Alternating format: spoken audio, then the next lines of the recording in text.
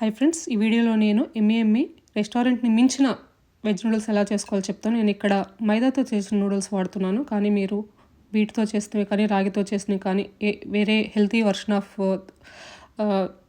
Noodles తీసుకోవచ్చు. దానికోసం ముందుగా ఏం చేయాలంటే ప్రాసెస్లోకి వెళ్తే కొంచెం గుంట ఎక్కువగా ఉన్న గిన్నెలో వాటర్ పోసి ఆ వాటర్లో 1/2 table spoon oil, 1/2 table spoon ఉప్పు వేసి తెరలనివ్వాలన్నమాట.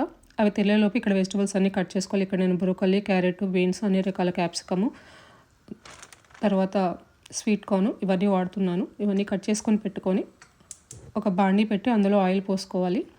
అంతలోకి ఇక్కడ నూడిల్స్ కుక్ అయిపోతున్నాయి. నూడిల్స్ ఒక 80% కుక్ అయిన తర్వాత స్టవ్ ఆఫ్ చేసి ఒక 2 మినిట్స్ అలానే పక్కన ఉంచేసేసి తర్వాత వాటిని స్ట్రెయిన్ చేసి కోల్డ్ వాటర్తో కడిగేసేసి దాని లోపల కొంచెము ఒక 1/2 టేబుల్ స్పూన్ ఆయిల్ వేసేసేసి ఒకసారి మిక్స్ చేసేసి పక్కన పెట్టాలి.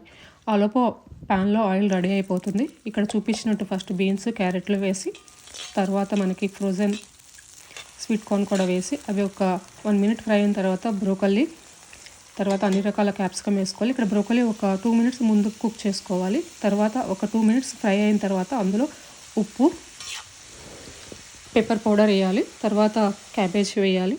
ఒక 2 మినిట్స్ ఇవి కుక్ అయిన తర్వాత 1/2 tablespoon soya sauce, 1/2 tablespoon red chilli sauce, 1/2 tablespoon green sauce, 2 tablespoons vinegar వేసేసేసి వెజిటబుల్స్ ఫ్రై అవ్వనివ్వాలి.